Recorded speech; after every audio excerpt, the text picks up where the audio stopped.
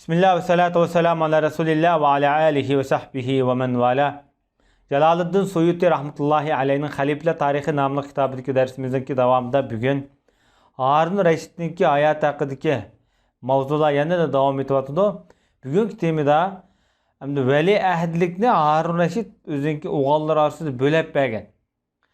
Hem de tunji qatam Harun Reşit özünki oğlu Muhammed'ge 175 yılı veli ahdilik makamını bergende.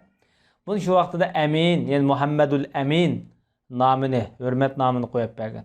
Şu vaqtida 5 yaş.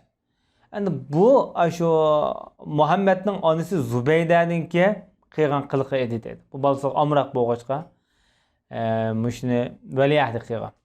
İmam Zahabi rahmetullahi aleyh bu holatlarni sifatlab kelib, islom davlatida xilofat hokimiyati nuqtasidan ilib etgan vaqtida tunji qitim yuz bergan eng nuqsonliq mushu dedi.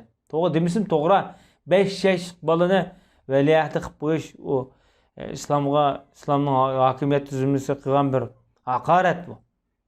Ondan yana bir o'g'li Abdullahni Muhammed Emin'dan keyin veliahd qilgan.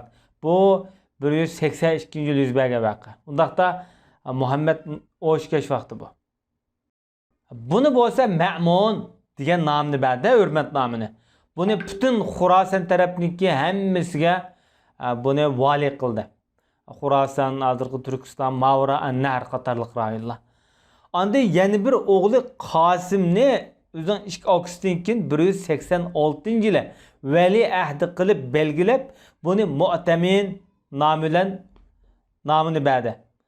Buni bo'lsa shu jazira va So'g'irlarga, So'g'ir degani shu Rim chegaralariga belgiladi. Armeniya, Ozarbayjon, Sham, Anadolu shu taraflarga.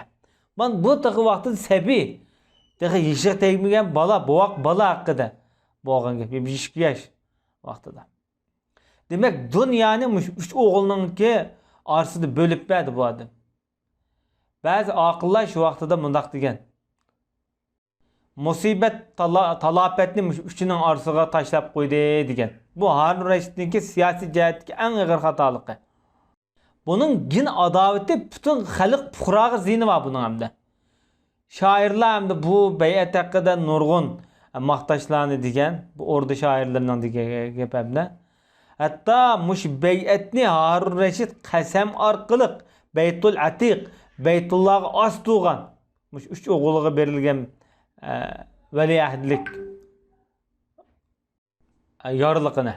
Bu haqda İbrahimul Mevsili shundoq deydi.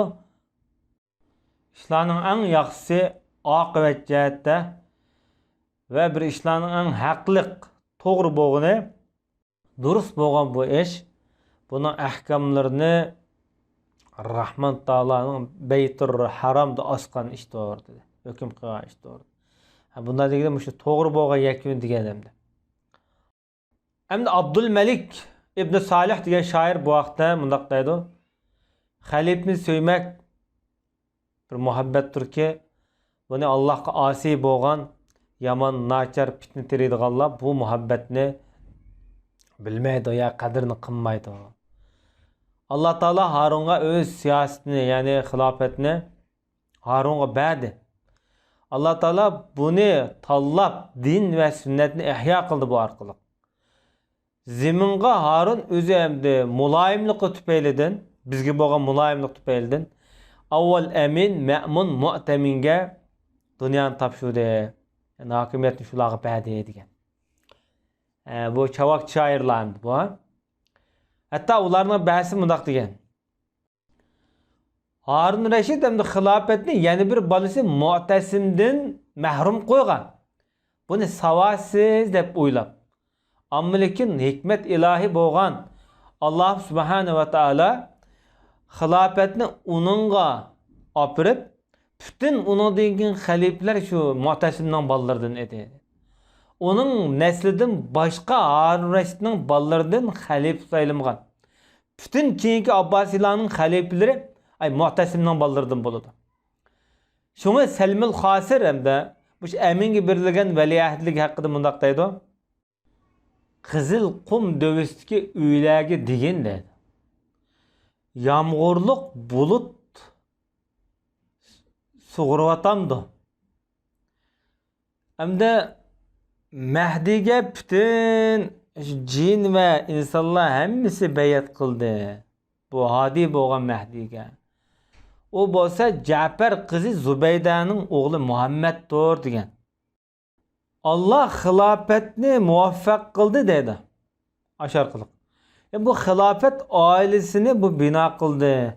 Bu isil, tabiatda sağlam bir aile üçün, yani cemaat üçün degan bo'ldi. O dadısıdınmı, çoğun dadısıdınmı tatip xalifadır ki onunla kögen ve anlayan hemmeden guvalık verdi degan. Zubayda bunun ağzıga aşı ünç mervayetini aşı ağzıga çaçkan dedi. Bana bunu 20 dinar setip diken 20 dinar degan 20 miskal altın degan gap. Allah Taala Abu Qison Harun Raşid'ninki bir kısım qilmishlar bor. İmam Selefiyning Tuyuriyat nomli kitobida Ibn Mubarakdan rivoyat qilgan bir mazmunda xalifelik Harun Raşidga qolgan vaqtida bir ko'ngilda bir Mahdining dedeklari, Dadiston dedeklaridan bir dedekka ko'z tushibdi-da. Buni o'zini shu dedekning o'zini xolabdi bir shuni ko'ngilda fikr. O dedek depti, men sana bolanmayman, sana bulmayman, dursunmayman demekçi. Çünkü dadan benim kaşımı kelgen demekçi de. Lekin hamda Harun Reşit bu dedekke bek kızıqıp qaptı. Şunu olan Abu Yusuf'ninki qışık adam emetipdi, onundan bu vaqtda qanday qilamiz, sening bir maslahating bormi degandikan Abu Yusuf depti ki Emirul Mu'minin bu dedekning degan gapining hammasini rost deb o'ylamdik. Uning gapini rost qilmang. O omonatlar emas deb shundoq debdi. Demak, hamda Abu Yusuf buni bo'ldi deb fatvo bergan bo'lishi mumkin. Ibn Mubarak hamda deydi. Ben kimden hayran qilishimni bilmedim. Bu musulmonlarning qini mallariga qo'lini qo'ygan hem de dadısının haramisidan, yani dadısının dedikidan bir xil iç sıkılgan, takvalık qilgan birsidan hayran qalaymi? Yani demek ki oğluna Harun Reşidni umumning milini olgan, jiqqan tökkan deb sifatlamoqchi hamda. Yoki hamda Emiril Mu'minindan o'zini ip qaçqan bu dedekdan hayran qalaymi? Yoki bütün dünyanın qazisi bo'lgan bu Abu Yusuf'tan hayran qalaymi bilmedim. O hatta dadağının nam şerpini tök, acitini ada qil, mening gadinimga deb açta da'vatıdı. Bu üçeylerinin qasidan hayran qilishimni bilmedim degan. Hem Abdullah ibn Yusuf'tan bayan qilingan bir mazmunda Harun Reşid Abu Yusuf'a shunaq degan ekan. Men bir dedek setib oldim. Onunla bir yerde bulmakla isteyme. Hem de o dedek setib olgandan keyin o bir reis kurash kerak odatda o'zining mulki bo'lgan vaqtida. Nefs taqildab ketgan bo'lsa kerak. Qanday bir eli bormi, buning bir chiqqidek yo'l bormi desa, bor. Uni ba'zi bolalaringga bersa, anda uni nikohlab olsa, bu bo'ladi degan ekan. Abu Yusuf qozininki zaki, ziraklik haqida. Ishaq ibn Rahaviy shundoq deydi. Ishaq ibn Rahaviy Imom Buxoriyninki ustozi bo'ldi.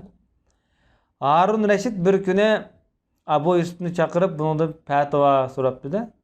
Shu fatvo berib qo'ygandan so'ng bunga 100 ming dirham pul beribdi. Abu Yusuf debdi, agar bir Amirul Mu'minin xolisa, uni bir tezroq yetkazib bergan bo'lsa bo'ladi ekan. Tong etishdan burun bir qo'lingni tekkan bo'lsa degan ekan. Harun Reşid debdi, tiz beringlar debdi. Shuning bilan avu atrofdagi odamlar debdiki, ombach uxlab qoldi uyda.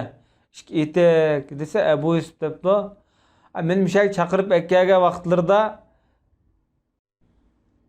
ko'cha saroylar hammasi etikda, echib keldim mishaga deb shundoq degan. Bu odam hozir javob qozi ekanda, uni shunday qilgan vaqtida.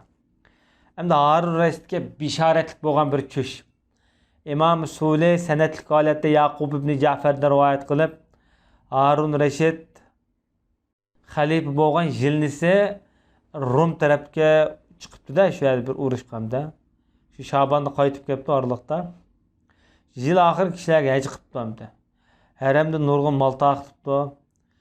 Shu vaqtida hamda payg'ambar sollallohu alayhi vasallamni tushida ko'rgan ekan. Payg'ambarimiz tushida bunga bundoq degan ekan. Mush oyda bu ish san qoladi xilofat. Sen g'azat qilib haj qilgin, haram ahllariga kengri mol dunyo bergin degan ekan. Mushning hammani qilgan ekan. Demak bu hamda bir go'zal tush bo'ladi, yaxshi tush bo'ladi. Tush degan yomon tush, yaxshi tush bo'ldi, yaxshi tush Xudo tarafidan berilgan bishorat bo'ladi. Hamda xalifa Harun Rashid va shariat Muaviyat bin Salih dadasida rivoyat qilgan bir mazmunda Harun Rashid tunji qatim she'r degan vaqtida u bir yil haj qilganda shu xilofatga xalifa bo'lgan yilnisi. Sonra bir uyga kiribdi. Uyninki to'risida bir tomga bir she'r yozilgan ekan. O she'rning mazmuni mundaq: Ey Amirul Mu'minin podshohim, qarmamsan sen. Men seni deb nurg'un do'stlarni tark etib, cho'ng buyuk esil do'stlarni tark etib, shularni fidiya qildim, shularni qurbon qildim. Demakchi bo'lganda men sening qishingimda turyapman, xizmat qilyapman degan mazmunda hamda bir o'ziniki ixlos bildirayotgan bir gap. Shu she'rni ko'ribdim-da, degandan bir qalama qiling deb ostiga maqatni yozgan ekan. Bu she'rimda shundaq belgilangan hadiyalar bor deydi. Yana shu Kabe'ga atab hadiya kelgan tuglarga belgilanadi shu vaqtda. Shuni demakchi, yani nurg'un tuglarni kelgan bo'lishi mumkin. Makkadan mengayotgan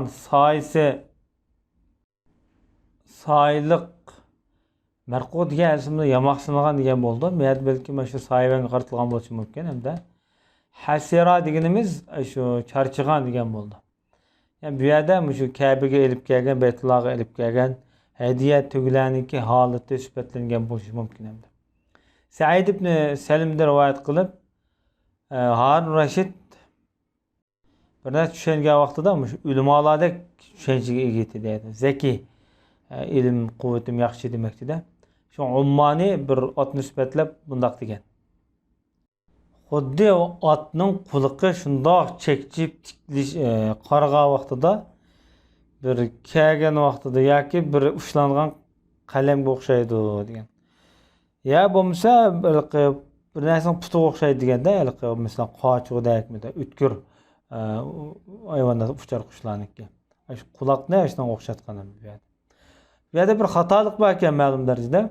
Harun Rashid debdi, kannan qo'y, kannan ilitib, tahala uzunayhi deb ma'ni ishlatgan. She'r bu yerda texmi yaxshi bo'ladi deb shunaq degan. Bu yerda nurg'un ulamolar bor ekan oraliqda. Hech kim diqqat qilmagan deydi shu ulamoning ichida, lekin Harun Rashid darhol diqqat qilib, nimaning xatoligini bilib bu she'rda shu tuzitish ilib bo'lgan demakchi. Abdullah ibn Abbas ibn Fazl ibn Rabi'da rivoyat qilgan bir mazmunda Harun Rashid bir qatim qasam qilibdi. Bu qasamniki mazmuni mundaq: o'zi bek yaxshi ko'radigan bir dediki bor ekanda, shu yerga men bir necha kun chimayman deb, kirmayman deb qasam qilibdi shu vaqtida. Bir necha kun o'tibdi, o dedekmi Harun Rashidga bir rozilik, ya'ni bir xushal qiladigan bir gap, kechirim talab qilish degandek bir ishlar bo'lmabdi. Shu oraliqda Harun Rashid bundoq degan: meni shu ozdirdigan birisi meni ko'rgan vaqtida mendan o'zini to'sdi, chekildi. Bilib qolgan vaqtida bak sabr qildi. Meningki bu qulim edi deydi, lekin hozir u mening xo'jayinim bo'lib qoldi. Mana bu ajoyib zaman ekan degan she'rim. Ana Abul Atahiyan keltirib mushu she'rni qisqaroq qilib taxmin deb boqqan deganda tövendek she'rim degan. Muhabbatning izzati onunga mening xorliqimni ko'rsatib qo'ydi. Uning xiyolida dedi. Uning go'zal yuzi va mushning uchun men endi hozir podshoh turib uningga qul bo'lib qoldim men. Mushning uchun mendiki bu tuyg'ular endi keng oshkor bo'lib teshib ketdi, oshkor bo'lib ketdi. Demakchi, muhabbatim bilinib ketdi demakchi-da. Halife Harun Reşit bilen bir zindiqning orasida bo'lgan suhbat İbn Asakir İbn Aliyya'dan rivayet qilgan bir mazmunda Harun Reşit bir zindiqni tutib uning kallasını kesinglar deb buyuribdi-da. Bu zindiq Harun Reşitga "Nemishqa mening kallamni kessiz?" degandan keyin "Bendilarni sendan bir rohatlantiray deyman" debdi. Degandan keyin undaqda Peygamber aleyhissalatu vesselam'ның namida men minglarcha hadis to'qib etdim. Peygamberimiz bir harf so'zlamagan hadislar bor aytadi. Men to'qib etgan hadislar bor. Onu qanday qilasiz demoqchi-da. Degandan keyin Allohning dushmani Abi İshaq al-Fizari Abdullah ibn Mubarakli buna çok birden tip adalaydı buni. Harf buni tozlaydi deb shunaq degan. Ve sallallahu ala nebiyina Muhammed ve ala alihi ve sahbihi ecmaîn.